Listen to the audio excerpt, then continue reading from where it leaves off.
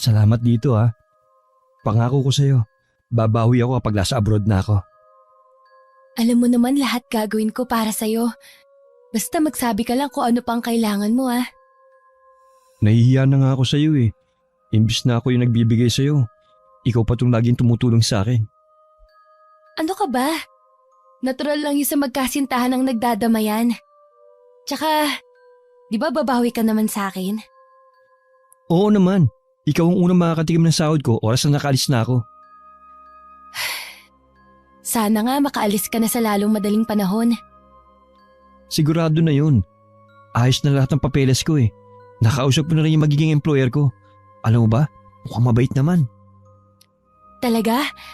Mabuti naman kung ganun. Medyo kinakabahan kasi ako para sa'yo eh. Marami kasi ako hindi magagandang naririnig sa mga nagiging amo sa Saudi. Sa mga kasambay lang naman madalas na meron napapabalitang inaabuso ng mga amo eh. Sa pabrika naman ng tela ako magtatrabaho. Basta kapag nandun ka na, huwag mo kong kalilimutan tawagan ha. Oo naman. Eh kailan kayang alis mo? Ay, malalaman pa sa 1 linggo.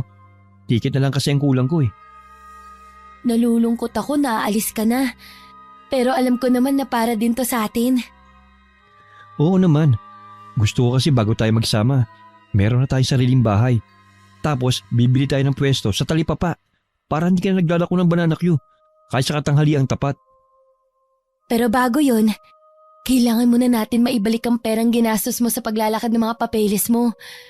Ayoko kasing may bahay at pwesto nga tayo. May utang naman tayo. Ah, oo. Yun muna pala ang uunahin natin. Sorry mahal nakalimutan ko. Okay lang yun, mahal. Naiintindihan ko naman. Alam mo ba ang lagi kong sinasabi sa mga kaibigan at pamilya ko? Na ikaw ang naging daan para matupad kong pangarap ko na makapagtrabaho sa ibang bansa. Hindi mo naman kailangan pang sabihin sa kanila. Nakakahiya naman. Tama lang yun na lagi kitang ipagmalaki sa kanila. Abot tenga ang ngiti ko ng mga oras na yun at nag-uumapaw pa ang saya sa dibdib ko. Dahil sa wakas malapit nang umalis si Harold. Nagbunga na rin ang pagsasakripisyo ko para matulungan ang nobyo ko. May 1 taon pa lang kami magnobyo ni Harold. Anak siya ng isang tricycle driver sa lugar namin. 7 sila magkakapatid at siya ang panganay. Nanay niya ang nag-aalaga sa maliliit pa niyang mga kapatid. Una kami nagkita nang minsan naglalako ako ng paninda kong banana queue. At nagtatrabaho naman siya sa isang construction site dito sa lugar namin. Mula nga noon madalas na kaming tuksohin ng mga katrabaho niya na bagay raw kami. Pagkatapos nga ng 1 linggo, niligawan niya ako. Dahil gusto ko rin siya, hindi na ako nagpakipot pa. Agad ko na rin siyang sinagot. Dahil malaki silang pamilya, hindi sapat ang kinikita niya para sa pamilya niya. Kaya madalas nakakahiram siya sa akin ng pera. At ako rin ang taya tuwing lumalabas kami. 3 buwan na ang nakakalipas nang magsabi siyang gusto niyang mag-abroad. Pero dahil sa kakapusan ng pera, hindi niya maasikaso ang mga kailangan niyang papeles. Kaya naman nagpresenta akong tutulungan siya sa lahat ng kailangan niya. Ako lagi ang nagbibigay ng panggastos niya tuwing lumuluwas siya. Hanggang makauwi, hindi pa rin maalis-alis ang ngiti ko sa labi. Nakikinikinit ako na kasi ang magandang buhay sa piling ng nobyo ko. Mukhang masaya kaya ata ngayon na. Naubos bang paninda mo? Opo, Nay. Kulang pa nga eh.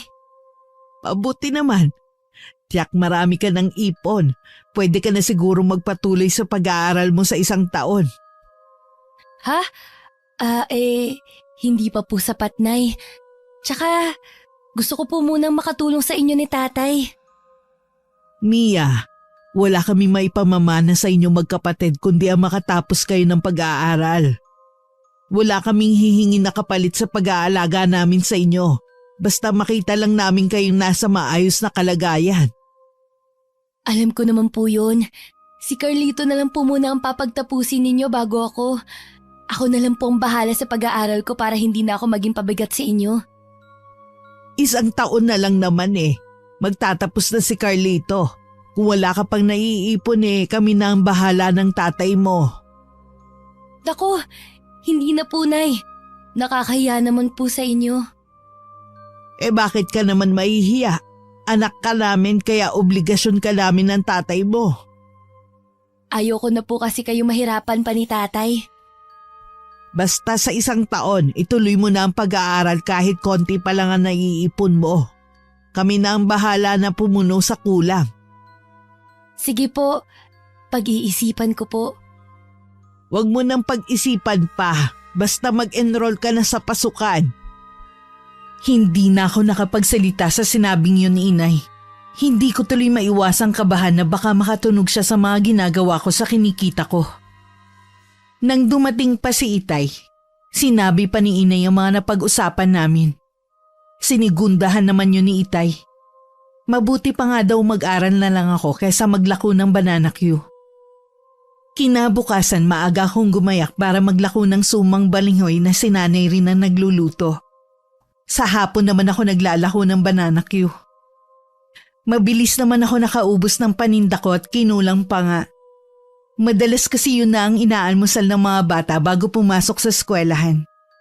Ganon din ang iba, na nasanay na yun ang laging almusal sa umaga imbis na kanin. Habang nasa daan nakasalubong ko si Harold, naglalakad siya sa makipot na iskinita na pinagtatakhan ko kasi hindi naman doon ang bahay nila. Sa ayos niya mukhang kagigising lang niya. Agad ako nagtanong na makalapit siya sa akin. Anong ginagawa mo dyan? Ano kasi, birthday ni Chris kaya may konting inuman kagabi. Medyo nalasing ako kagabi kaya dyan ako natulog. Ganun ba? Uuwi ka na ba? Hindi muna siguro. Sigurado naman wala na akong aabutang pagkain sa bahay. Maghahanap muna ako ng mauutangan. Tiyak kasi na hindi pa kumakain ng mga kapatid ko. Bakit ka pa maghahanap ng mauutangan? Nandito naman ako. Tara sa karindire ni Aling Medey. Baka bukas na sila. Doon ka na lang mag-almusal at dalhin mo na rin ang mga kapatid mo. Talaga? Ang bait talaga ng mahal ko. Hulog ka talaga sa akin ng langit. Nambola ka pa. Halika na nga. Sobrang nahiya na talaga ako sa'yo. Ultimo pagkain ng pamilya ko. Ikaw nang sumasagot. Huwag ka nang mahiya. Utang mo naman yan sa akin eh. Di ba babayaran mo naman ako kapag nakaalis ka na? Oo naman. May kasama pang tubo. Kahit wag mo nang isama ang tubo. Oh, dito na pala sa karindere ni Aling Medey. Buti may mga luto na. Mamili ka na. Oh, ikaw. Anong gusto mo? Ikaw na lang ang kumain. Alam mo naman na sa bahay ako nag-aalmusal eh. Sige. Ako na nang kakain. Kanina pa kasi ako nagugutom eh. Hindi ka dapat nagpapagutom. Alam mong masama yan sa kalusugan mo. Nahiya naman kasi ako na makikain pa kila Chris. Wala na nga akong ambag sa inuman kagabi. Pati ba naman almusal sagot pa rin niya. Bakit ka kasi pumunta? Wala ka naman palang ambag eh. Ayoko nga sana kaso mapilit eh. Siya na daw ang bala sa alak at pulutan namin. Tsaka baka daw yun na ang huli namin pagsasama na magkakaibigan. Sinabi ko kasi na malapit na akong umalis eh. Sa totoo lang, parang ayoko nang dumating ang araw na yun. Baka kasi mamatay ako sa lungkot kapag umalis ka na. Alam mo naman na para sa atin din yun, di ba? Oo, alam ko naman yun. Hindi ko lang kasi maiwasan na mangulina na agad hindi ka pa man umaalis. Mabilis lang naman ang 3 taon. Tsaka hindi pa naman ako aalis kaagad eh. Baka abutin pa ng 1 o 2 linggo bago ko makuha ang ticket ko. Sana sa natitirang araw mo dito, sana naman dalasan natin ang pagkikita ha. Oo naman, lagi tayo mamamasyal. Kaya lang, alam mo naman na wala akong pera. Totoo nga yun, wala pa akong nabibling maleta na paglalagyan ng mga damit ko eh.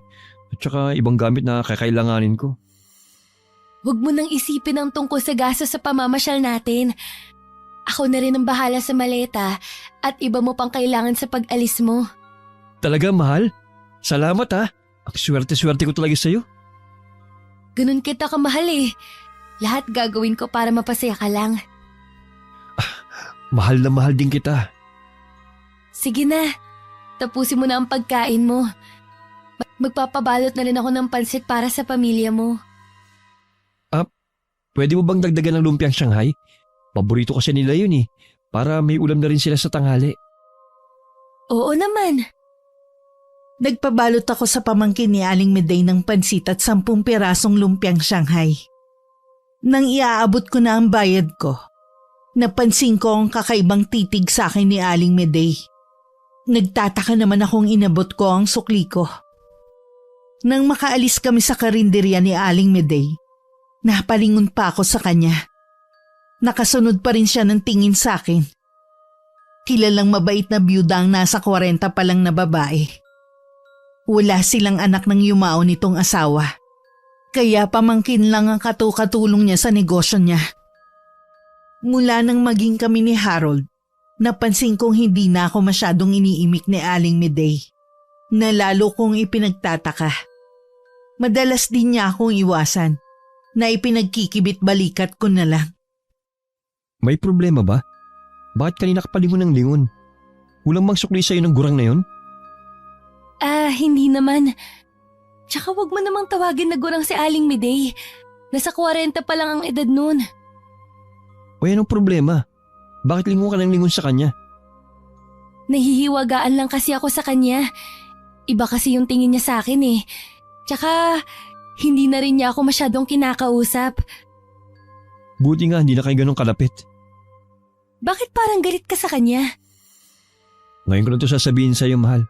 Pero matagal na akong naiinis sa kanya. Kung may iba lang na karinderya dito, hindi na ako kakain sa kanya. Bakit nga? Anong ginawa ni Aling Meday? Nangyari to nung hindi pa tayo magkasintahan. Minsan, gutom na gutom yung mga kapatid ko. Lumapit sa kanya para hingin na lang yung tira.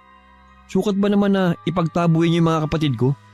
At ang ginawa pa niya, itinapon niya yung ulam sa lupa at ipinadampot sa mga kapatid ko. Ginawa niya yun?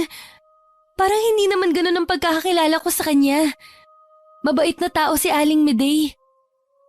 Mabait lang siya kapag ang kaharap niya may pera. Pero sa mga katulad ko na isang tuka ang paningin niya, hindi magandang trato niya. Pero ilang beses ko na siyang nakitang namimigay ng mga pagkain sa mga kapuspalad. Pakitang tao lang niya yun, pero masama talaga ang ugali niya. Hindi ako makapaniwala na ganun pala ang ugali niya. Ngayon alam mo na, kaya iwasan mo na lang siya.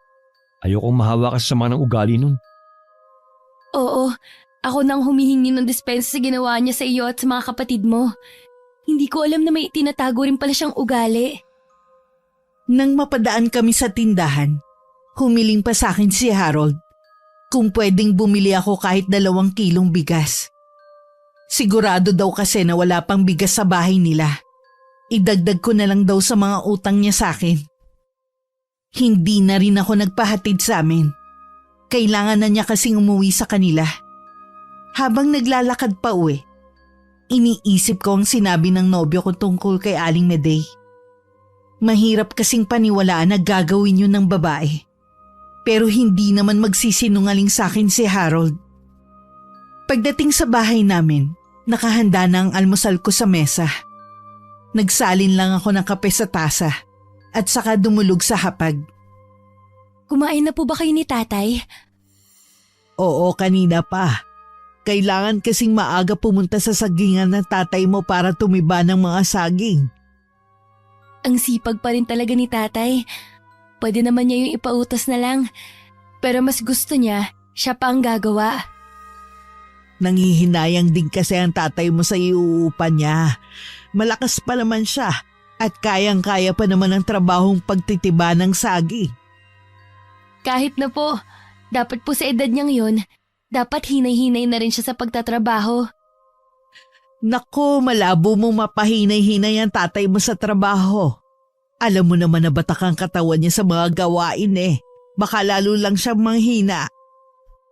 Nang hindi na ako sumagot, itinuloy na lang ni Inay ang pagbabalat ng saging. Nalulutuin naman niyang bananak yung mamayang hapon. Habang panaka-naka kong sinusulyapan si Inay sa pagbabalat ng saging na saba, hindi ko maiwasan na makonsensya. Dahil sa ginagawa kong pagsisinungaling, naisip ko na lang na ibabalik din ni Harold ang lahat ng hiniram niyang pera Oras na makaalis na siya. Pagkatapos kong kumain, tinulungan ko na rin si nanay sa pagbabalat ng saging. Noong bandang alauna na, naghanda na ako para ilako naman ang banana Q na niluto ni inay. Mabuti na lang 3:00 pa lang naubos na ang paninda ko. Kumuha pa ulit ako ng paninda at sa liwasan ko naman inilako. Nung pauwi na ako, nakasalubong ko si Aling Medey. Umiwas ako ng daan ngunit tumarang naman siya sa harapan ko. Pwede ba kitang makausap, Mia? Nagmamadali po kasi ako eh. Kahit ilang minuto lang sana mapagbigyan mo ko. Importante lang ang sasabihin ko. Sige po, tungkol po ba saan ang sasabihin niyo? Tungkol to kay Harold, sa nobyo mo. Ano pong tungkol sa kanya? Layuan mo siya, Mia. Wala siyang magandang maidudulot sa'yo. Bata ka pa at maganda. Marami ka pang makikilala na masigit sa kanya. Yan lang po bang sasabihin niyo sa akin kaya niyo ako gustong kausapin? Mia, alam ko na bilog ng lalaking yun ang ulo mo. Pero hindi pa huli ang lahat para layuan mo siya. Ginagamit ka lang niya. Ginagatasan ka lang ng lalaking yun. Tama na! Sino ka para siraan ng ganyan ng nobyo ko? Naiinggit ka ba sa akin? Ha? Hindi, kaibigan kita, Mia. Kaya nga gusto kitang balaan eh. Hindi mo kilala si Harold. Manluloko ang lalaking yun. Kahit ano pang sabihin mong paninira kay Harold, hindi mo ko mapapaniwala. Tama nga siya. Masama ang ugali mo. Gusto lang naman kita iligtas sa lalaking yun eh. Wala akong masamang intensyon. Hindi ka ba titigil ha? Mia, habang maaga pa, iwasan mo na siya. Hindi kanya mahal. Hindi marunong magmahal ang taong yun. May gusto ka siguro sa kanya, no? Kaya mo siya sinisiraan. Tama ba? Mia, kasi... Bakit hindi ka makasagot? Kasi totoo na may gusto ka kay Harold. Sinisiraan mo siya kasi hindi ka niya pinapansin. Bahala ka na. Sana wag mong pagsisihan to, Mia. Gusto ko pa sana makipagsagutan kay Aling Medey. Pero tinalikuran na niya ako. Kahit naiinis ako, nakaramdam naman ako ng usig ng konsensya. Dahil sa paraan ng pagsagot ko sa kanya. Bigla kasing uminit ang ulo ko nang marinig ko ang mga paninira niya kay Harold. Habang daan laman ng isip ko ang mga sinabi ni Aling Medey. Nang makarating sa loob ng bahay, napansin agad ni inay na tila mainit ang ulo ko. Ayos ka lang ba, iha? Oo, Nay.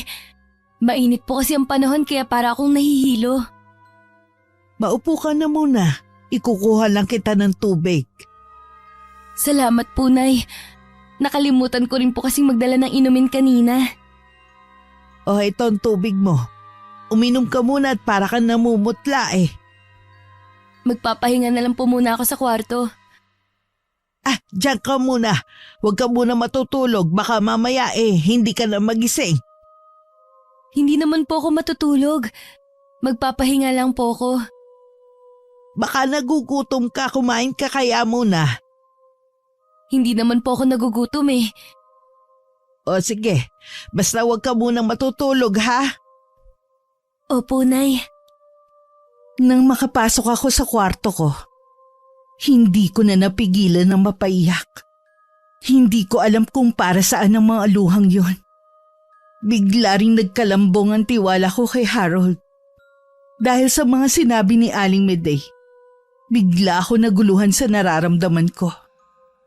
Kaya naman kinabukasan kinausap ko si Harold.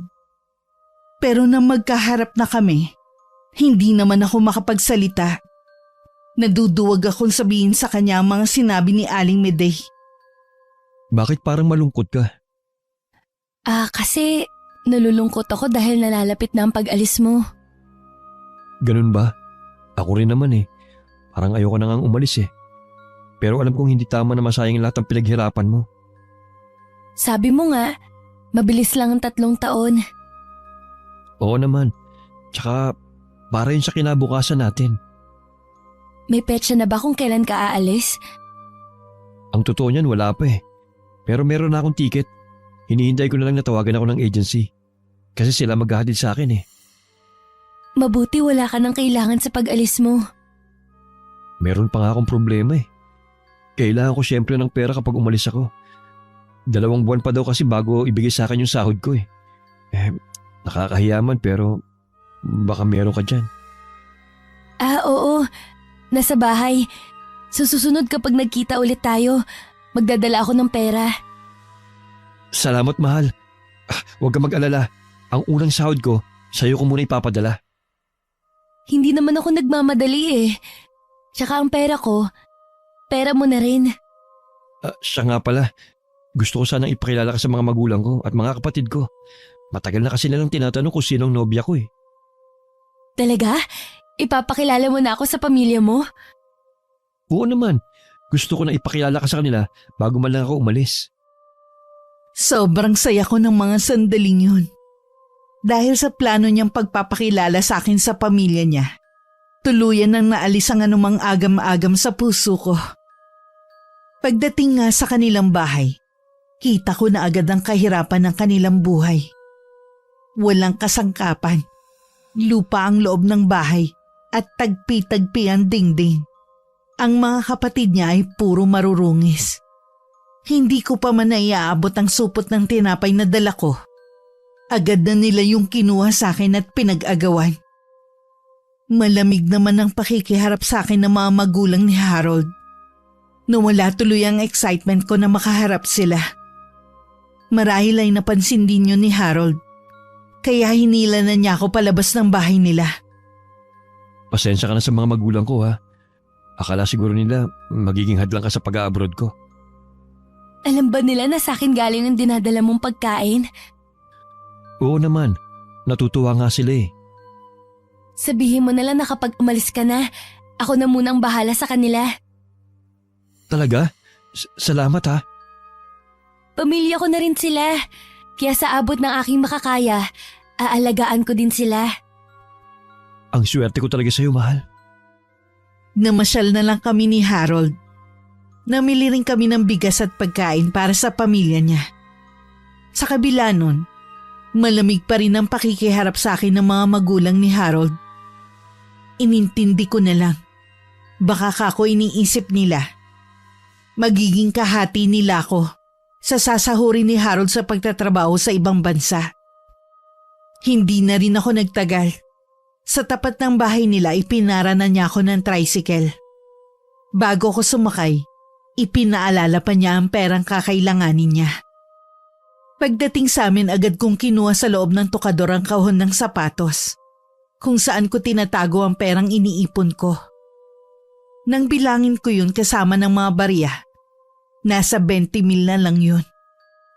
Kinabukasan nagkita kami ni Harold sa lugar kung saan kami nagkikita. Ibinigay ko sa kanyang huling perang naipon ko sa pagtitinda ng banana Q. Ito lang ba? Ha? Bakit? Kulang ba? Kasi mahal, 2 buwan akong walang sahod dun eh. Hindi naman libre yung pagkain ko ron. Kukulangin talaga to eh. Kasi yan na lang ang natitira kong pera eh. Ilang buwan ko din yung inipon.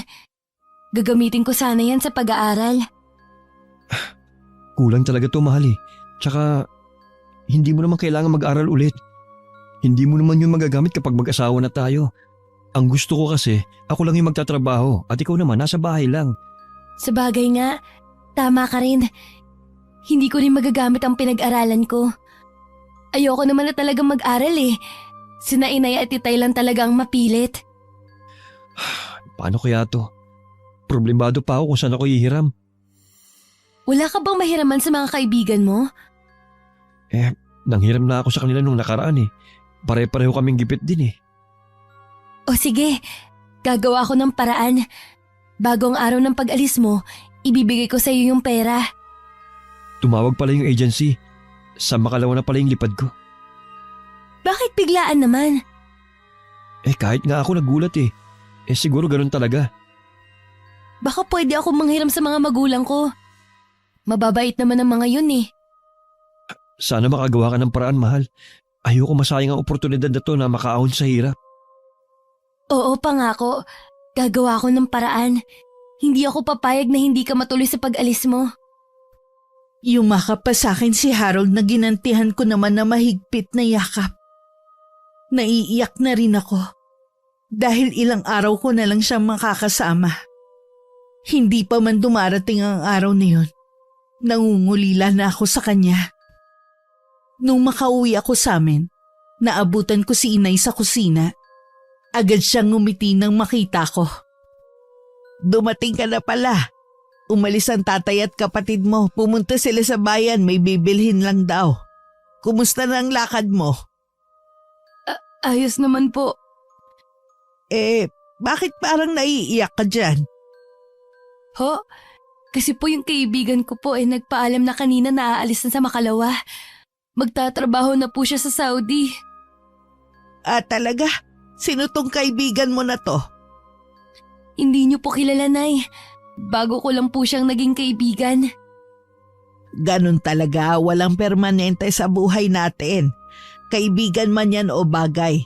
Kaya matuto tayong pahalagahan sila habang kasama pa natin. Kaya nga po lagi kami nakikita dahil ilang araw na lang po aalis na siya. May iba nga pala ako. May pera na pala ako dyan na naitatabi. Pwede ka na mag-enroll ulit. Sige po. Mukhang apektado ka talaga sa pag-alis ng kaibigan mo Ngayon lang po to. Kapag umalis na po siya masasanay na rin akong hindi kami nagkikita. Nang makatapos sa ginagawa si nanay sa may kusina, nagpaalam lang siya sa akin na pupuntahan ng kapitbahay naming matandang may sakit. Tumango lang naman ako. Nang makalabas si inay, agad ako nagtungo sa kwarto nila. Hinanap ko sa ilalim ng hinihigaan nila ang baul na pinaglalagyan nila ng pera. Nang buksan ko nga ang lumang baul, labis ang pagkamangha ko dahil sa napakaraming perang naroon. Nanginginig pa ang kamay ko na kinuhang ilang papel. Sa isip, humihingi ako ng kapatawaran sa gagawin ko sa mga magulang ko. Kinabukasan, maaga akong umalis dala ang perang lihim kong kinuha at ang paninda kong sumang balinghoy. Nang maubos ang paninda ko, agad ako nagtungo sa tagpuan namin ni Harold. Dala mo na ba yung pera? Oo, ito na. Ang laki nito Buti pinahiram ko ng mga magulang mo. Oo naman. Sabi ko nga sa'yo, mababait sila. Salamat mahal Talagang hulog ka sa akin ng langit. Kahapon pa talaga ako namumroblema Buti nagawa mo ng paraan. Sabi ko naman sa'yo gagawan ko ng paraan. O paano? Kailangan ko nang umuwi. Mag-aayos pa kasi ako ng mga gamit ko Maga kasi ang alis namin bukas. Sa agency na lang kami matutulog para hindi kami mahuli sa eroplano. Hindi ba pwede na ihatid man lang kita? Pasensya ka na mahal Mahigpit kasi ang mga tao sa agency. Hindi pwedeng may kasamang pamilya. Ganun ba? Pero huwag ka mag-alala. Pag uwi ko, babawi ako sa'yo. Lilibutin natin ang buong Pilipinas. Ako naman nililibre sa'yo. Basta, mag-iingat ka dun ha. Huwag mong pababayaan ang sarili mo. Huwag ka rin magpapalipas ng oras ng pagkain. Tsaka, lagi mo akong tatawagan ha. Oo mahal. Lahat ng sinabi mo gagawin ko. Pasensya ka na. Dapat nga, maging masaya ako Kaso, hindi ko talaga maiwasan na malungkot sa pag-alis mo. Naiintindihan ko naman. Siya nga pala. Ikaw na sana ang bala sa pamilya ko habang nasa malayo ako. Ikaw lang kasi ang pwede kong asahan Oo, wag mo na silang intindihin. Ako nang bahala sa kanila. Niyakap ko ng mahigpit si Harold habang umiiyak. Nang mga sandaling yun, parang ayaw ko nang bumitiw sa pagkakayakap sa kanya. Dama ko rin sa mga yakap niya ang lungkot. Hindi nagtagal umalis na rin si Harold. Ako naman naiwang umiiyak pa rin. Kinalma ko munang sarili ko bago umuwi sa bahay. Paulit-ulit ko rin sinabi na ang ginawang pag-alis ni Harold ay para din sa amin. Kahit wala akong ganang kumilos, ginawa ko pa rin ang dati ko nang ginagawa. Sa umaga ang maglako ng sumang balinghoy. At sa hapon ay ang paborito ng lahat na banana cue ni nanay.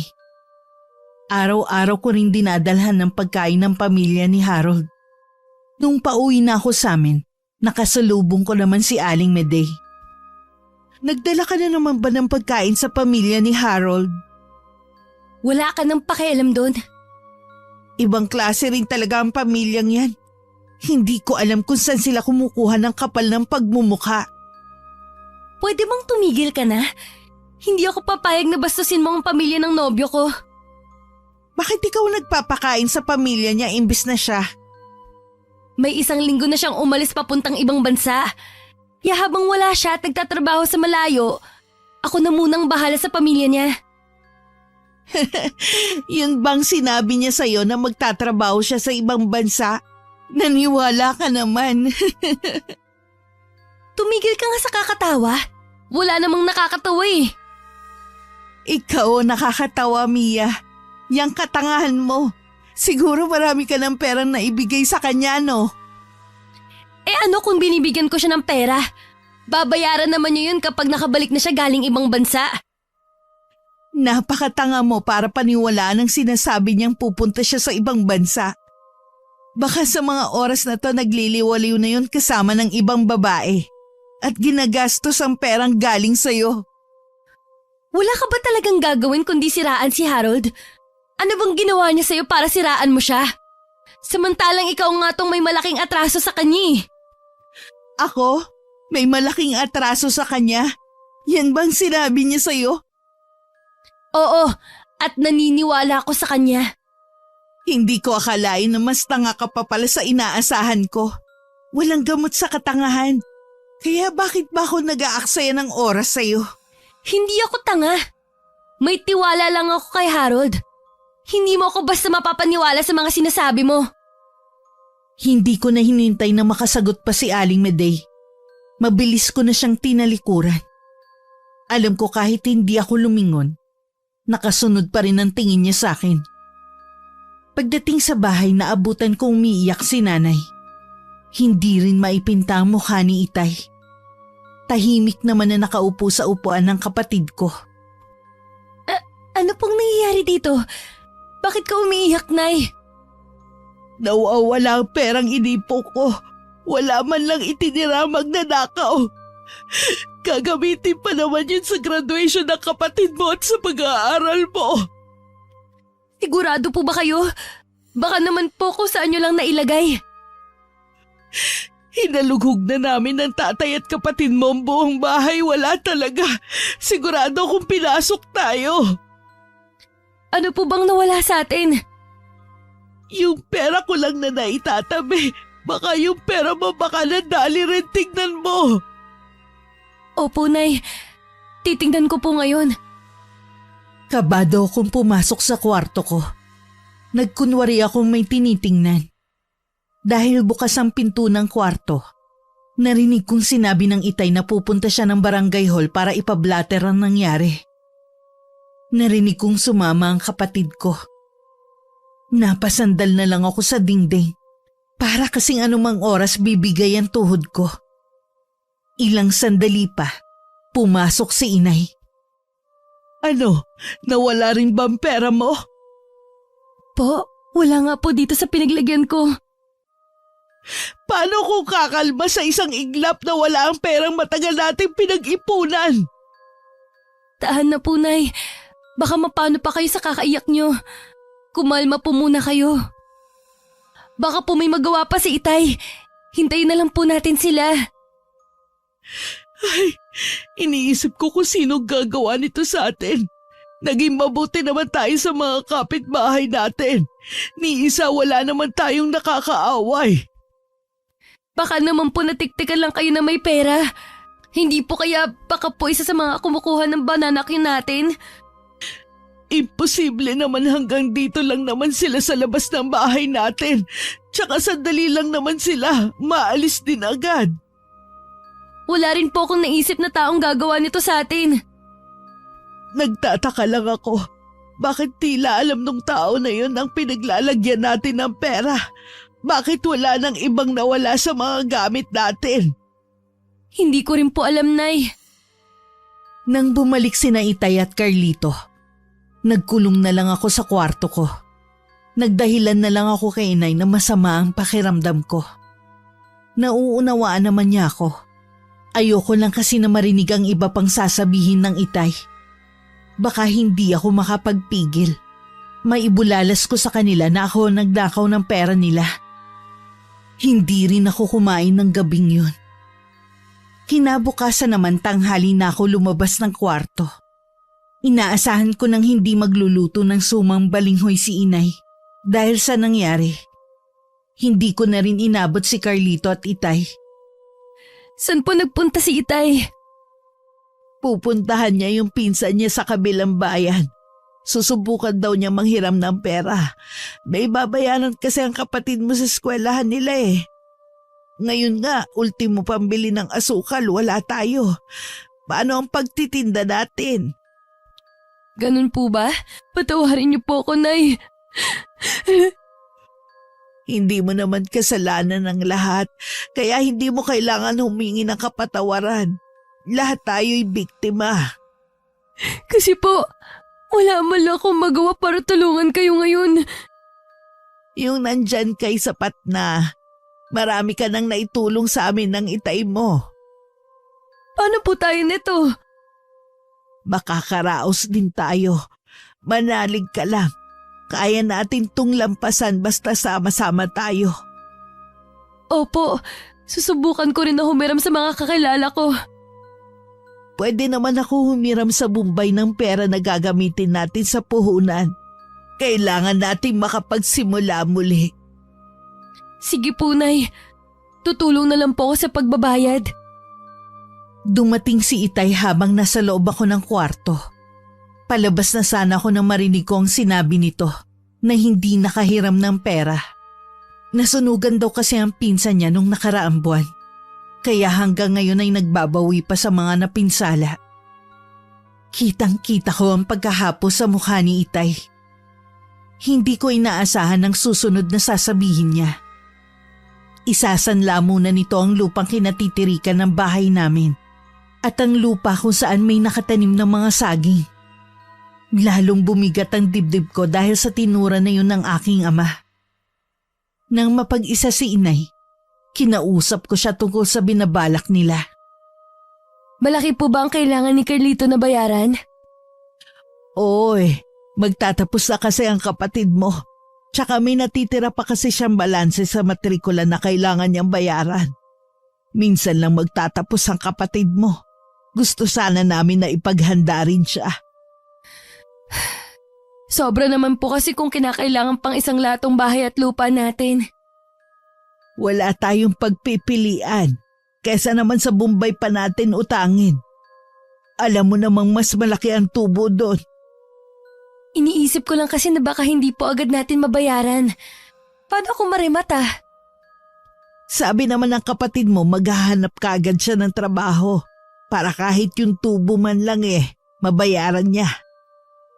Hindi pa rin po ako sang-ayon. Alalahanin niyo po. Ito na lang ang natitira nating ari-arian.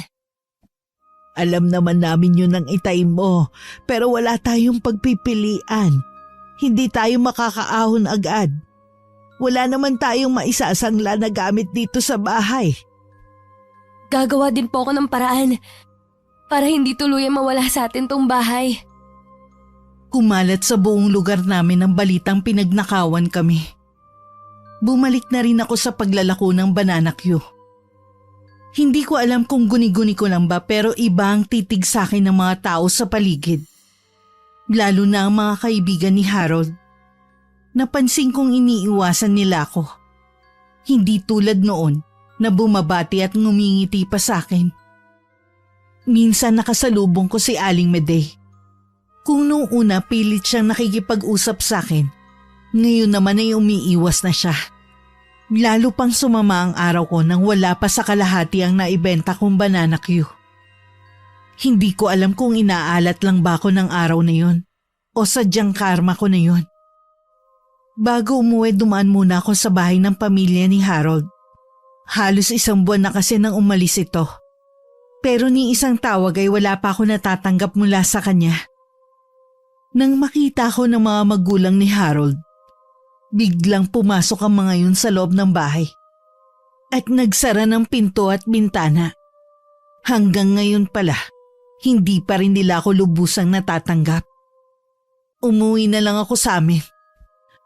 Oh, hindi naubos ang paninda mo. Ang dami pa nito ah. Ewan ko po. Bakit walang bumibili sa akin ngayon? Dapat nga po mabili eh.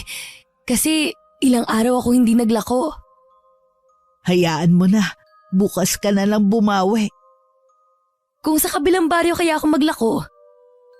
Malayong lalakarin mo papunta doon. Kung sasakay ka naman, mahal ang pamasahe. Baka doon lang mapunta ang kikitain mo. Tiyagain ko na lang po na lakarin. Kaya ko naman po eh. O sige, pero sa ibang araw na. Kapag bukas matumal pa rin, tsaka ka na maglako sa kabilang baryo. Oo, si tatay po pala. Umuwi kanina habang nagtitiba ng saging. Masama daw ang pakiramdam niya. Ilang araw ko na nga napapansin na balisa siya at tila may iniindang sakit. Ayaw naman niya magpadala sa doktor. Ipapahinga na lang daw niya. Baka kailangan lang po niya ng pahinga. Hayaan na lang po natin siya. Si Carlito po pala. Nagpaalam na may pupuntahan lang sila magkakabarkada. Nagagawa pa niya talagang gumala kasama ng mga kaibigan. Samantalang ganito na nga ang sitwasyon natin. Hindi naman gala ang ginawa ng kapatid mo eh. Naghahanap sila ng pwedeng pagkakitaan habang hindi pa sila nakakapagtapos. Naniwala naman kayo sa kanya. Bakit naman hindi? Nag-aalala ka ba na hindi matuloy ang pag-aaral mo? Kaya ka nagagalit sa kapatid mo? Hindi po, Nay. Kahit nga po hindi na ako makapag-aral, ayos lang naman po. Kayo lang naman kasi ang mapilit eh. Huwag kang mag-alala. Sisikapin namin ang itay mo na makaipon para ikaw naman ang papag-aralin namin sa susunod. Bahala po kayo, Nay. Hindi na ako nakatiis na hindi puntahan ang bahay ng mga kaibigan ni Harold. Tinanong ko sila kung may balita ba sila sa nobyo ko. Iisa ang kanilang mga sagot. Wala silang alam. Sa kabila ng mga sagot nila, ramdam kong meron silang itinatago sa akin. Sunod ko namang pinuntahan ang bahay ni na Harold. Naabutan ko ang ina niya na nagwawali sa labas. Akma sanang papasok ito sa loob ng bahay nang makita ko nang pigilan ko siya sa braso. Gaya ng sagot ng mga kaibigan ni Harold, wala rin alam ang ina nito. Hindi ko tuloy maiwasan na mag-alala sa kalagayan ng nobyo ko. Unang pumasok sa isip ko na baka hindi maganda ang kumpanyang napuntahan nito. Baka masungit ang amo nito at hindi siya pinapayagan na gumamit ng telepono. Pag-uwi ko, hindi pa man ako nakakapasok sa bahay. Nilapitan na agad ako ng kapitbahay namin para ibalita na isinugod ang itay sa ospital. Hindi pa nakakatapos magsalita ang kapitbahay naming Ale. Tinalikuran ko na siya at pinara ang tricycle na dumaan. Pakiramdam ko habang sakay ako ng tricycle. Napakabagal ng oras. Wala rin akong tigil sa pagdarasal sa isip ko. Pagdating sa ospital, naabutan ko si Carlito na nagbabayad na. Kamusta ang itay? Maayos na siya. Uuwi na rin maya-maya. Baka kailangan pa siyang masuri ng husto bago pa uwiin. Okay na nga daw sabi ng doktor na tumingin kay tatay. Tsaka kung magtatagal pa rito, saan naman tayo kukuha ng pera? Ngayon nga lang, magkano nang binayaran ko? Bakit kasi dito niyo dinala si tatay?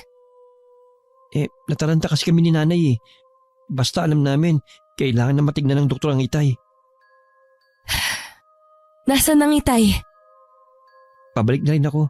Sumambay ka na. Wala akong imik na sumunod sa kapatid ko. May kakaiba ako nararamdaman ng mga oras na yon. Hindi ko alam kung naiinis lang siya dahil wala ako nang dalhin nila si Itay. O may iba pang dahilan. Kakaiba kasi ang titig niya sa akin. Pagdating sa isang kwarto, nakaupo ng Itay. Agad ko siyang kinumusta. Maayos na ang lagay ng tatay mo. Mababa lang ang dugo niya at matinding pagod na rin kaya siya nawalan ng malay kanina. Mabuti naman po kung ganun. Pasensya na po kayo kung wala ako kanina. Saan ka nga pala nagpunta? Bakit bigla kang umalis nang hindi nagpapasabi? May pinuntahan lang po ko. Sandaling oras lang naman po ako nawala eh. O siya, umuwi na tayo para sa bahay na lang makapagpahinga ang tatay niyo. Ako na lang ang nagbitbit ng bag na dala nila. Sina Nanay at Carlito naman ang umalalay kay Itay. Nang nasa bahay na kami, kakaiba ang sulyap na ipinupukol sa akin ni Carlito. Hindi na ako nakatiis na magtanong. May problema ka ba? Wala naman. May kumakalat kasing balita dito sa lugar natin eh. Anong balita? Nobyo mo raw si Harold. Kanino mo naman yan nabalitaan? Kanino pa ba? Sa mga tambay at chismosa sa labas. Wala naman sigurong masama kung magkarelasyon kami. Nasa tamang edad naman na ako. Wala nga siguro. Pero bakit sa tao pang yun? Binata naman si Harold ah. Anong masama dun? Anong masama, ha? Manloloko ang lalaking yun. Baka isa ka na rin sa naloko niya. Yang bibig mo! Hindi mo namang kilala yung tao para sabihin na manloloko. Ano hindi ko kilala? Kilalang kilala ang lalaking yun sa lugar natin. Pwede mong tumigil ka! Nag-aaway ba kayong magkapatid? Ito po kasing si Carlito, kung ano-ano ang sinasabi sa isang tao na hindi naman niya kilala ng lubusan. Sino ba ang taong pinagtatalunan ninyong magkapatid? Ang nobyo po ni ate na si Harold. Si Harold baka mo, yung anak ni na Useng at Olga. Wala na pong iba.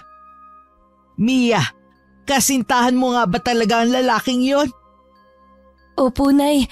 Wala naman po sigurong masama kung makikipagrelasyon ako. Nasa tamang edad na rin naman na ako eh. Wala nga masama at hindi ka namin pinagbabawalan. Pero bakit kay Harold pa? Ano naman pong masama? Hindi ko masisisi ang kapatid mo na magalit. Kahit ako nagagalit, alam mo ba yon? Ang daming binata dyan, bakit sa lalaki pang yon? Pinagtatagol pa nga niya lalaking yun eh.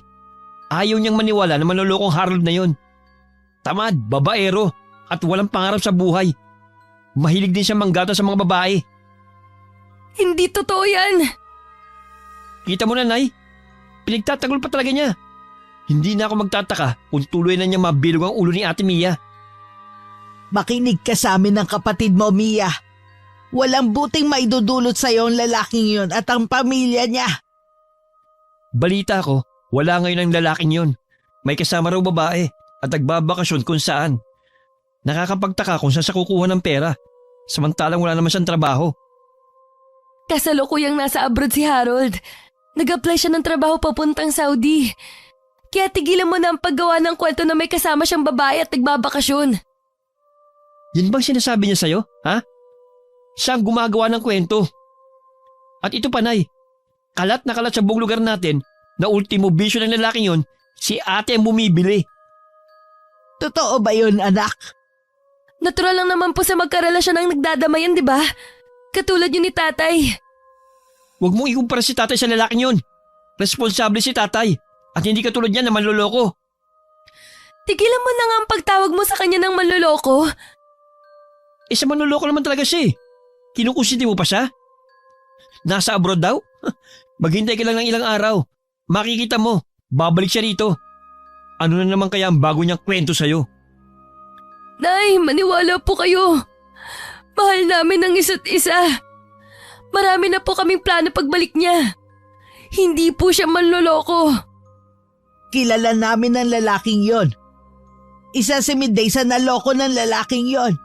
Bakit ba ayaw mo makinig sa amin? Nabilog ng lalaking yun ang ulo ni Ate Mia. Di na ako magtataka kung... Kung ano? Bakit hindi mo ituloy ang sasabihin mo? Tama na nga yung pagtatalo ninyo ng dahil lang sa lalaking yon. Kung totoo ang sinasabi mo na nasa abroad ang lalaking yon, ikaw ba ang tumulong sa kanya para makaalis? Oo po. Magtapat ka nga. Ikaw ba ang kumuha ng pera kong ipon para ibigay sa kanya? Nay, Magsalita ka! Totoo bang ninakawan tayo o ikaw lang ang nagnakaw ng pera namin ng itay mo? Nay, patawarin niyo po ako. Ibabalik naman po namin eh. Ibalik? Kailan? At naniniwala ka talaga na maibabalik pa ang pera namin? Magtiwala naman po kayo, Nay. Hindi po magagawa ni Harold na hindi ibalik ang pera. Nangako siya. Tumigil ka na nga sa pagtatanggol mo sa oportunistang lalaking yon. Hindi ka talaga nag-iisip dahil napaniwala ka sa huwad na pag-ibig niya. Ano ka ba, Mia? Takatuntong ka naman sa koleyo. Bakit hindi mo ginamit yung utak mo? Hindi mo man lang inalam kung totoong mag-a-abroad ang lalaking yon. Ikaw pa naman ang panganay. Bakit ikaw pa ang nagdala sa amin sa ganitong sitwasyon? Hindi ka na naawa sa itay mo na halos magpakakuba na para lang maibigay sa atin ang ginhawa na hindi namin naranasan noon. Nay, patawarin niyo po ako, Nay. Hindi kita mapapatawad kapag may masamang nangyari sa mga magulang natin. Napahagulgol na lang ako ng malakas habang sinusundan ko sila ng tingin. Mula ng araw na yun, ramdam ko nang nag-iba na ang kanilang pakikitungo sa akin. Hindi man ako pinagsabihan ng itay, ramdam ko naman ang malamig niyang pakikitungo sa akin. Hindi na lang ako sumasabay sa kanila sa pagkain. Lagi na lang ako nagpapahuli. Hindi rin naman nila ako tinatawag para sumabay sa kanila. Isang umaga, nakita kong nagluto si inay ng sumang balinghoy. Ngunit sa pagkadismay ako, sa kapitbahay niya yung pinalako imbis na sa akin. Kahit ang banana Q, hindi na rin niya sa akin pinalalako.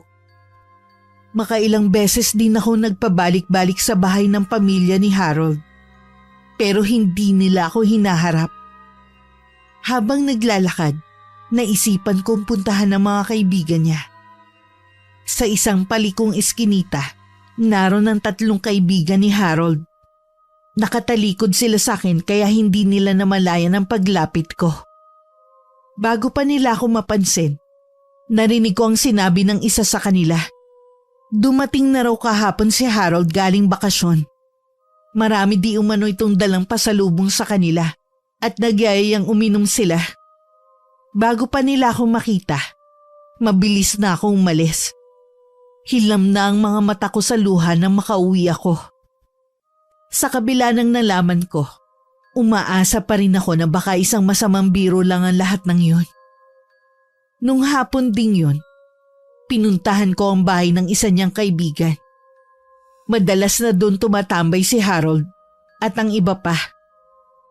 Sa likod ng bahay sila itinuro na napagtanungan ko. Sa bilog na mesa, nakapaikot ang 4 na kalalakihan at isang babae na halos kita na ang kaluluwa sa suot. Kabilang na dun si Harold. Nakayakap pa sa kanya ang babae at masayang nagtatawanan. Isang kaibigan ni Harold ang nakapansin sa akin. Nang lumingon sa akin si Harold, para siyang ibinabad sa suka sa sobrang pamumutla. Mabilis din siyang lumapit sa akin. Nakikiusap ako sa'yo. Huwag ka naman mag-iskandalo rito. Kailan ka pa dumating galing sa abroad? Mabuti pa doon tayo mag-usap. Huwag dito. Ayoko! Dito lang tayo mag-usap para marinig din ng babaeng yan at ng mga kaibigan mo ang sasabihin ko. Mia, nakikiusap ako. Totoo bang galing ka sa bakasyon kasama ng babaeng yan? Alam ba niya na pera ko at pera ng mga magulang ko ang ginastos niyo, ha? Hayaan mo ko magpaliwanag. Totoo naman na mag-a-abroad ako eh. Hindi nga lang natuloy nung nakaraan kasi nagka-aberya sa biyahe. Huwag ka nang gumawa ng bagong kasinungalingan. Hindi na yan bebenta sa akin. Ibalik mo na lang ang pera ko. Ibabalik ko naman sa iyo eh. Bigyan mo lang ako ng ilang araw. Ibig sabihin inubos yun ng babaeng niya ng pera ko? Hindi mo man lang ako pinasalubungan sa sarili kong pera?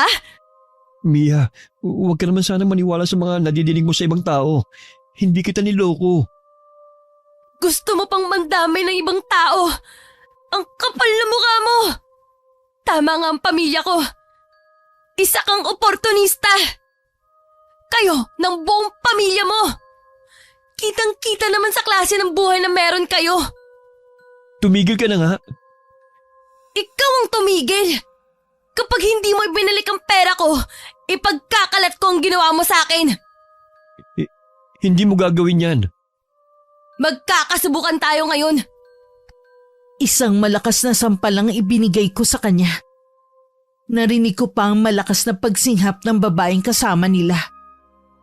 Nang isa-isa kong tingnan ng mga kaibigan niya, lahat sila hindi makatingin ng diretso sa akin. Kahit ang babae tumungo ng tingnan ko ng masama. Akmang lalapit at hahawakan ako ni Harold nang pumiksi ako. Kulang na lang patayin ko siya sa tingin para mabuwal na siya sa harapan ko. Kuyom na kuyom ang kamao ko at parang gusto kong manakit. Huminga na lang ako para kahit papano gumaan ang pakiramdam ko. Tsaka ako umalis sa lugar na yon. Habang palayo, hindi ko na napigilan ng umiyak. Hindi ko akalaing makakasalubong ko si Aling Medey. Iiwas sana ako pero tinawag niya ako. Namalayan ko na lang na nasa bahay na niya ako. Siguro alam mo na. Oo. Ang tanga-tanga ko. Tama ka nang sabihan mo na tanga ako. Tama si inay na sabihin niyang tanga ako.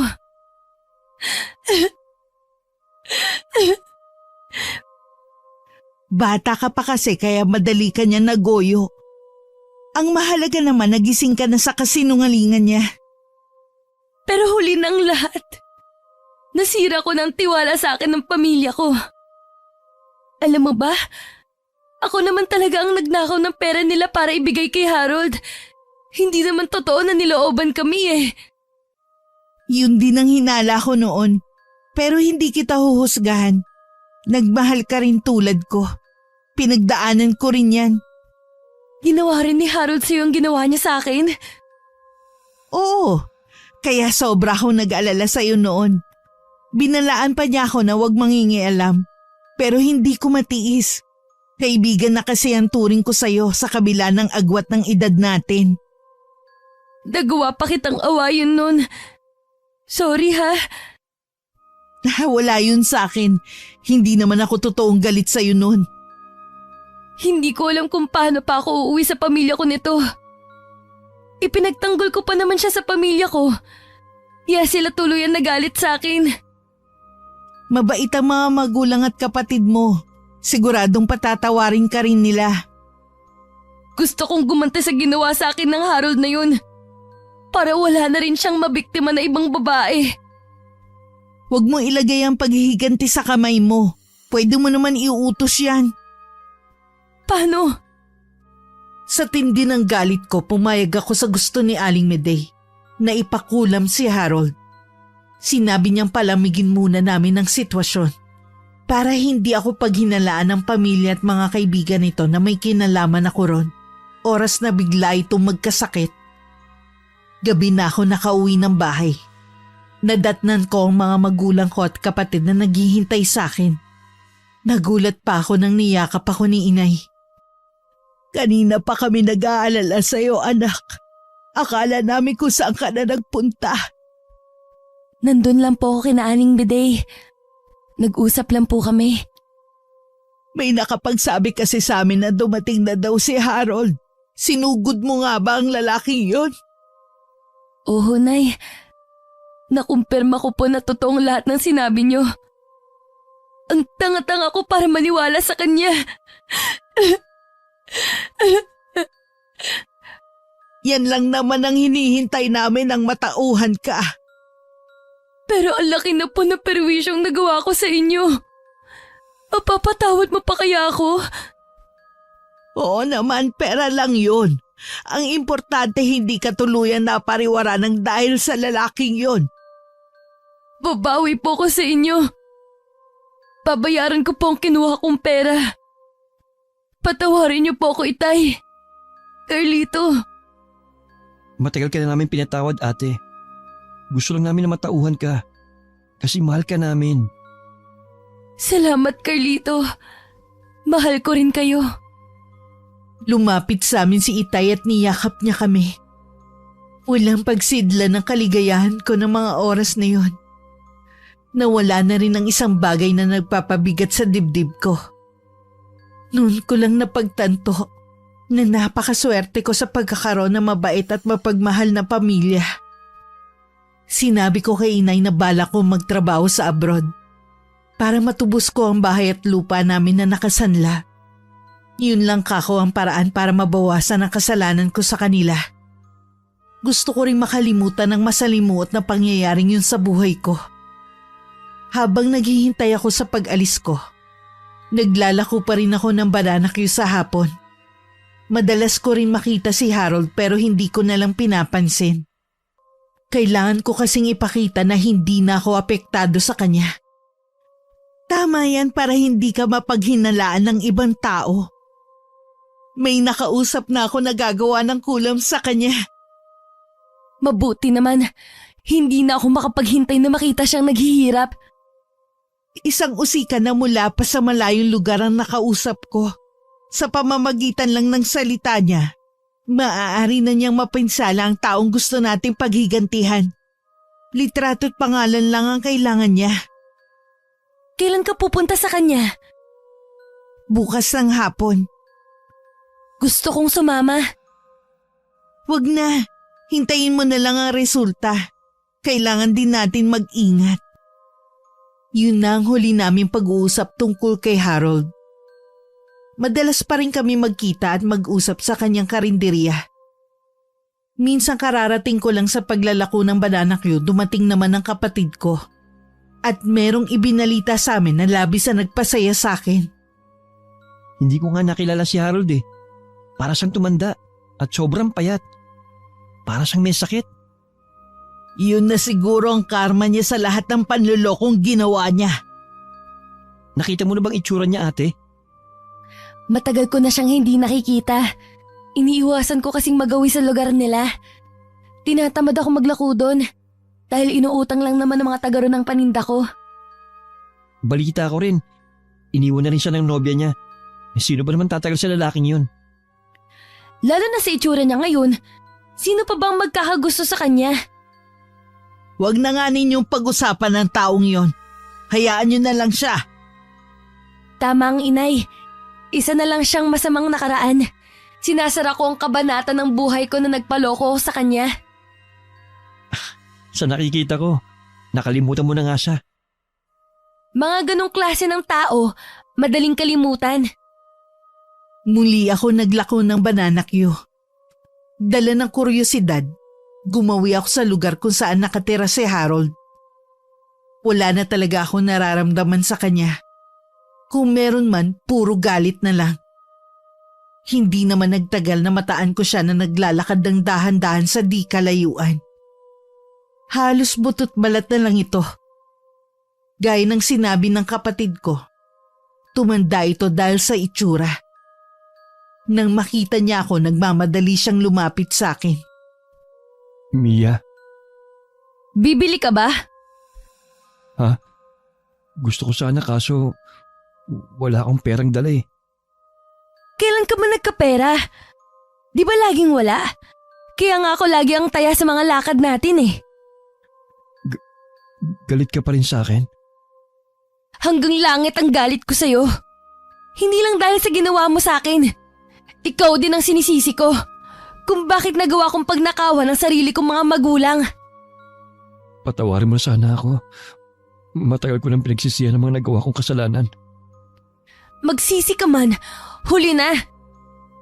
Mia, kailangan ko ng tulong. Baka kahit konting awa, meron pang natitira sa'yo para sa akin. Hindi rin makapal ang mukha mo, no? Wala na talaga kasi akong malapitan eh. Iniwan na rin ako ng mga kaibigan ko. Mabuti naranasan mo kung paano iwan sa ere. Mia, Huwag kang lumapit. Baka mahawa pa ako ng sakit na dumapo sa'yo. Ito na ang pinakamasayang sandali ko. ang makita kang naghihirap. Hindi ko na pinansin ang pagtawag sa akin ni Harold. Tuloy-tuloy lang ako naglakad palayo. Abot tenga rin ang pagkakangiti ko. Natuwa pa ako na maubos agad ang paninda ko. Dumaan muna ako sa karinderya ni Aling Medey para makipagkwentuhan sa kanya sandali. Mabuti na lamang walang kumakain ng mga sandaling yon. Kaya malaya naming pinagkwentuhan si Harold. Galing nga siya rito nung isang araw humihingi ng pagkain. Gutom na daw siya. Binigyan mo ba siya? Eh di yung tira-tira ng mga customer na kumain dito, yun ang ibinigay ko sa kanya. Nakukulangan pa ako. Gusto ko sana mas matinding paghihirap pa ang mangyari sa kanya. Pero ayoko siyang mamatay. Para habang buhay kong nakikita ang nangyayari sa kanya. Pwede ko naman sabihin yun sa usikan na kumukulam sa kanya. Salamat sa'yo. Dahil sa'yo, natupad ang nais kong paghihigante. Masaya pa kami nagkwentuhan ni Aling Medey. Binago na nga lang namin ang aming pinag-uusapan. Napunta yun sa balak kong pagtatrabaho sa abroad. Muli namang bumalik sa usikan si Aling Medey kinabukasan din. Para sabihing mas matinding kulam pa ang ibigay kay Harold. Walang pagdadalawang isip naman na sumunod dito sa kanya. Samantalang sa bahay ni na Harold, namimilipid naman siya sa matinding sakit ng tiyan. Tinatawag niya ang kanyang mga magulang pero abala ang mga yun sa pakikipagkwentuhan sa mga kapitbahay. Ang mga kapatid naman niya ay walang pakialam sa kanya. Kahit nakikita nang namimilipit na siya sa matinding sakit. Napasukan naman siya ng kanyang ina sa ganong sitwasyon. Agad na humingi ito ng tulong sa mga kapitbahay. Isang magtatawas ang gumamot kay Harold. Hinala nito kinukulam ang binata. Wala naman maisip ang kanyang pamilya sa kung sino ang maaaring gumawa nun sa kanilang anak. Nang bumuti-buti na ang pakiramdam ni Harold, nagtungo siya sa karinderya ni Aling Medey. Anong ginagawa mo rito? Tulungan mo ko. Hirap na ako sa kalagayan ko. Kailangan mo ba ulit ng pagkain? Wala pa kasing tira-tirang pagkain eh. Konti pa lang ang kumain sa araw na to. Hindi yun ang kailangan ko. Dalhin mo ko sa manggagamot. Bakit hindi ka magpasama sa mga magulang mo? Bakit sa ibang tao ka pa lumalapit? Wala kasi silang alam kung paano ako matutulungan eh. Pasensya ka na wala rin ako may tutulong sa'yo. Marami akong ginagawa rito sa karinderya ko. Nagmamakaawa ako sa iyo. Kapag gumaling ako, pangako lahat ng gusto mo gagawin ko. Mas tahimik ang buhay ko nung mawala ka. Kaya wag mo nang bilugin ulit ang ulo ko. Hindi ka ba naaawa sa akin? Sa amin ba ni Mia naawa ka noon? O kahit sa ibang babaeng pinaasa mo at niloko? Matagal ko nang pinagsisihan ang bagay na yun. Mabuti pa umalis ka na. Tignan mo yung itsura mo. Hindi ka yata naliligo. Baka mamaya matakot pa sa'yo ang mga customer ko. Medey. Huwag ka na nga magpaawa dahil walang maaawa sa'yo. Huwag mo na rin palang guguluhin si Mia. Paalis na siya para tuparin ang pangarap niya. Ano ka mo? Magtatrabaho na siya sa ibang bansa. Malayo mararating ng batang yon, hindi katulad mo. Habang buhay ka nalang mabubulok sa lugar na to. Isang linggo bago ko umalis, natanaw ko si Harold sa harapan ng bahay namin. Tingin ko sa kanya, nawawala sa tamang katinuan. Nang makita siya ng kapatid ko, lumabas ito para paalisin siya. Nakita ko pa kung paano pagtulakan ng kapatid ko ang dati kong nobyo. Ano bang ginagawa ng lalaking yan dito? Hindi ko nga po alam eh. Grabe pala talagang nangyari sa kanya, no? Mas matindi pa sa karma ang dinadanas niya ngayon. Nakakaawa ang kalagayan niya ngayon. Sinabi niyo pa po, magsilbi na sanang aral yan sa kanya at sa iba pang katulad niya. Hay, sana naman bumuti na ang lagay niya. Sa kabila ng ginawa niya, hangad ko pa rin na umayos ang kalagayan niya. Kawawa din kasi. Pasensya na, Nay. Pero ni Katiting, wala na akong nararamdaman na awa sa kanya. Talagang matigas na ang puso mo ngayon. Tama lang po, para wala nang magtangkang manloko sa akin. Hindi naman lahat katulad ni Harold. Nakita niyo bang lalaking yun? Oo, buti na paalis mo. Nakikipagmatigasan pa nga eh. Hindi raw siya aalis hanggang di ka nakakausap. Ano naman kaya ang kailangan niya? Gusto raw niyang humingi ng kapatawaran. Munti ko na nga mabigwasan kanina eh. Naalala ko lang yung balat niya. Nakakadiri. Tinubuan ng mga bukol. At ang amoy niya grabe. Buwan na yata hindi naliligo eh. Tsak na hindi na yun babalik. Kapag bumalik pa, buhusan mo ng malamig na tubig. Hindi lang yun ang gagawin ko sa kanya. Oras na bumalik pa siya rito sa atin. Nagtawanan pa kaming magkapatid. Samantalang naiiling naman sa amin si inay. Bakas din sa kanya na hindi siya natutuwa sa ginagawa naming pagtatawa. Pinagkibit balikat ko na lang kung hindi man nagustuhan ni inay ang ginagawa namin. Nang sumunod na araw, nakita ko na naman si Harold sa tapat ng bahay namin. Ang labis ko pang ikinagulat ay ang pagbibigay ng pagkain at tubig ni inay rito. Salamat po Aling LV. Ang bait niyo po pala. Tama nga sinabi sa akin noon ni Mia. Sa kabila ng ginawa mo sa anak ko, hindi ko hinangad na magkaganyan ka. Parusa na po to sa akin. Tinanggap ko na lang po nangyari sa akin. Bakit hindi mo subukan na magpatingin sa albularyo? Baka kasi kulam ang dahilan kung bakit nasa ganyan kang kalagayan. Sabi nga po nila. Pero wala naman po akong kilalang albularyo eh. Tsaka baka po hindi rin ako mapagaling. Huwag kang mawawalan ng pag-asa. Lagi ka lang magdasal sa may kapal at humingi ka sa kanya ng kapatawaran. Isang araw pakikinggan ka rin niya. Maraming salamat po Aling LV sa pagpapalakas niyo ng loob ko. Isa na lang pong hinihiling ko. Ang mapatawad ako ni Mia sa nagawa ko. Hindi ko kasi saklaw ang damdamin ng anak ko. Ipaubayan na lang natin sa panahon kung kailan kanya mapapatawad. O sige na, kumain ka na. Salamat po dito Aling LV. Ngayon lang po ako nakatikim ng ganito kasarap na pagkain. Kapag nagugutom ka ha, punta ka lang dito. Tumawag ka lang. Kaya lang po, natatakot ako kay Carlito. Pero hindi ko naman po siya masisisi. Kakausapin ko siya na huwag kang pagtatabuyan. Mamaya padadalhan pa kita ng pagkain para kapag nagutom ka, may kakainin ka. Salamat po. Hindi ko na malayan na tumutulo na pala ang luha ko sa mga mata ko. Habang nakikinig ako sa pinag-uusapan ng aking ina at ni Harold.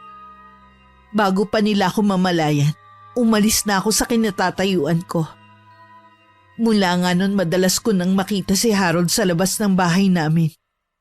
Lagi siyang pinapakain ng inay. Nung hapon pagkatapos pakainin ng inay si Harold, pumasok siya na parang naiiyak. Nagtaka naman ako sa reaksyon niya. Bakit po, Nay? May problema ba kayo? Sa nakikita ko kasi kay Harold, malala nang lagay niya. Baka hindi na siya magtagal pa. Paano niyo po nasabi yan? Sa obserbasyon ko lang, mahina na kasi siyang kumain. Tapos parang nagpapaalam na siya. Nasaan na po siya? Uuwi daw siya sa kanila para magpaalam na sa mga magulang at mga kapatid niya. Nay, paano po kaya natin siya matutulungan? Hindi ko rin alam. Nang mismong oras na yun, umalis ako ng bahay para puntahan si Aling Medey. Umiiyak ako sa harapan niya. Nabawi na ang kulam kay Harold. Bakit parang lumambot ang puso mo? Hindi ako likas na masama. Nadala lang ako ng matinding galit sa kanya. Pero yung ginawa natin, Sobra-sobra at hindi na makatarungan. Ay, naisip ko nga rin yan. Nakita ko na rin kasi na nagsisisi talaga siya sa ginawa niya. Kung ang Diyos nga nagpapatawad, tayo pa kaya? Bigyan natin siya ng isa pang pagkakataon. Oo, Mia. Pupuntahan ko ang usikan. Ipapabawi ko sa kanya ang kulam. Salamat, Aling Miday. Kasama ako ni Aling Miday nang puntahan namin ang bahay ng usikan. Agad naman itong binawi ang kulam.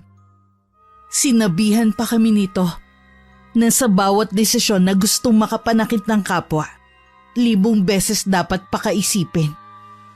Dahil may mga pagkakataon daw na hindi na ito mababawi kahit kailan. Natuloy din ang pag-alis ko. 3 taon din ako nagtrabaho sa ibang bansa. Nabawi ko rin ang bahay at lupang naisanla ng dahil sa akin. Nang makauwi ako, isang masamang balita ang gumulat sa akin. 1 taon na raw patay si Aling Miday. Nagkasakit ito na malubha hanggang bawian na ng buhay. Wala na rin akong balita kay Harold at sa pamilya nito. Sabi umuwi daw ito kasama ang buong pamilya sa probinsya para magbagong buhay. Sabi ng aking ina, himala daw na gumaling ito at bumalik pa nga sa kanya para magpasalamat sa mga kabutihan niya rito. Sa kasalukuyan nag-iisip pa rin ako kung babalik pa ako sa ibang bansa para magtrabaho o mananatili na lang dito kasama ang pamilya ko. Tumatanda na rin kasi sina itay at inay.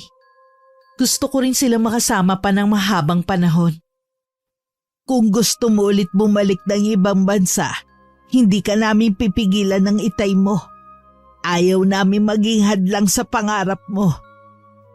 Gusto ko rin po kayong makasama. Kaya nagdesisyon po akong mamalagi na rito sa atin. Total naman po may ipon na rin ako. Salamat anak. At kami ang pinili mo. Siyempre naman po, walang mahalaga sa akin kundi kayong pamilya ko. Sa ngayon bumili ako ng pwesto sa Talipapa para hindi na naglalako ang mga tindera namin. Masasabi ko mapalad akong magkaroon ng mabuting pamilya at natuto sa mga pagkakamali sa buhay. At higit sa lahat mas nangibabaw sa puso ko ang kabutihan at nagawang magpatawad. Wakas. Salamat dito ha. Pangako ko sa'yo, babawi ako kapag nasa abroad.